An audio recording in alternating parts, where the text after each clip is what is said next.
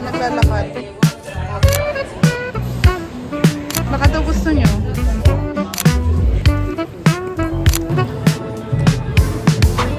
Hello universe! It's our day 2 here in Tokyo, Japan. Today we're heading to Shinjuku and Shibuya.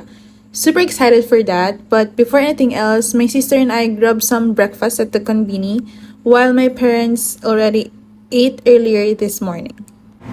For breakfast, I had a matcha drink and a bread with bacon and egg while my sister chose rice with sausage and egg. It was such a simple meal, but we both really enjoyed it.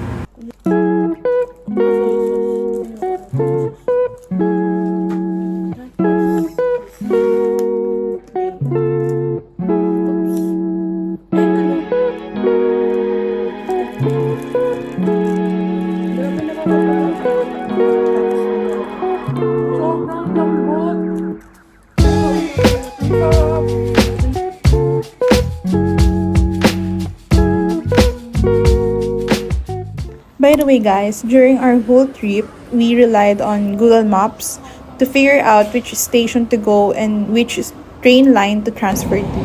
It's super helpful and really accurate here in Japan. And finally, we arrived at Shinjuku, one of the busiest districts in Tokyo, full of shops, restaurants, and those iconic bright signs everywhere. The vibe here is so alive and I can already tell it's going to be fun day exploring. So we spotted this building called Pepe. It has GU, Uniqlo, and ABC Mart all in one place. Basically a mini shopping paradise right in Shinjuku.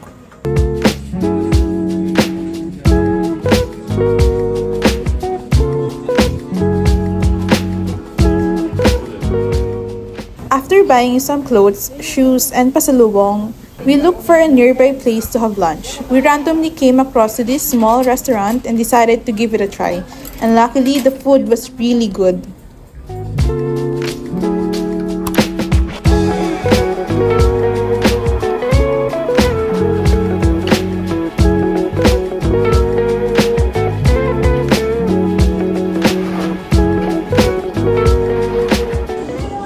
Next stop, the Godzilla head. It's one of Shinjuku's most famous landmarks and you can actually see it popping out from the top of the Toho building.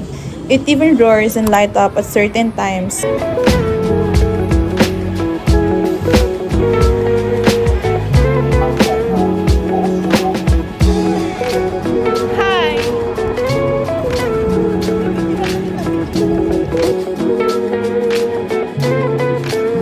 Since we're already in Japan, of course we had to buy shoes from Onitsuka Tiger. It just hits different buying it from where the brand actually started.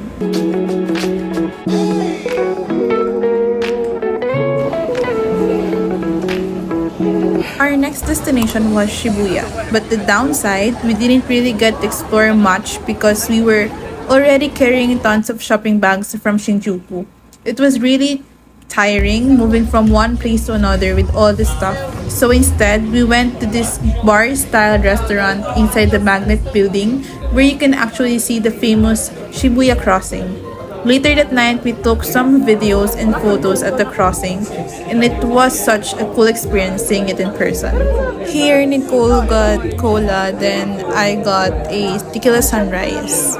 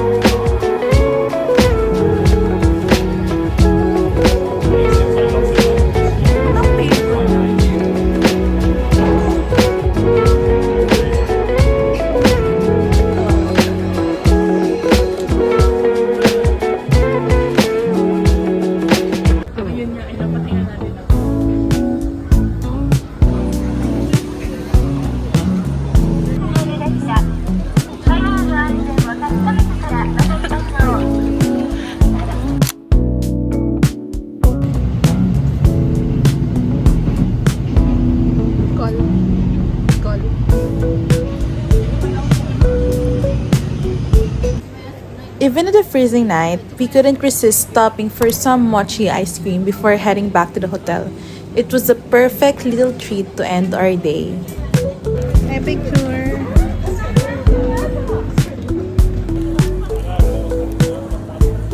Matigas pa.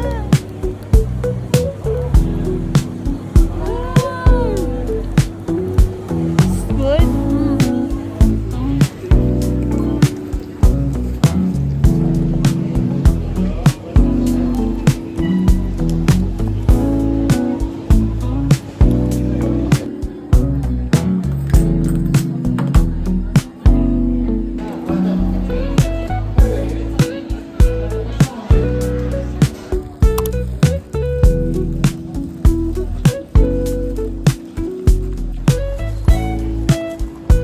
Dol. Sana lumamig pa. Dito, Dol. Ang puti natin sa ganito. After resting a bit and dropping off our shopping bags in the room, we headed out again for dinner, this time at Sukiya. Pwede tayo itlog.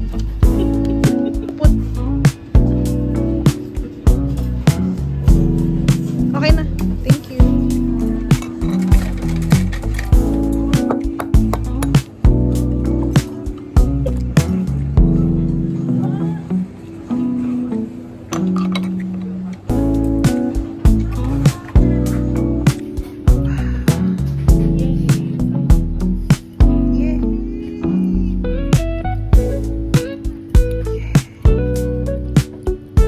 After dinner, we are so full but decided to make a quick stop at Uniqlo. As soon as we entered, they announced the store would be closing at 8 p.m. Luckily, we're fast shoppers and still managed to grab what we needed.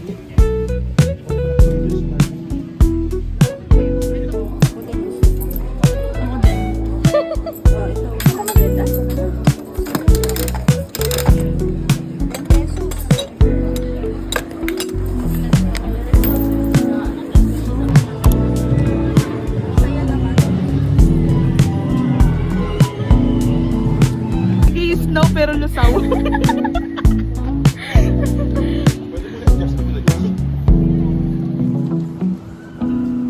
Basa-basa na ako.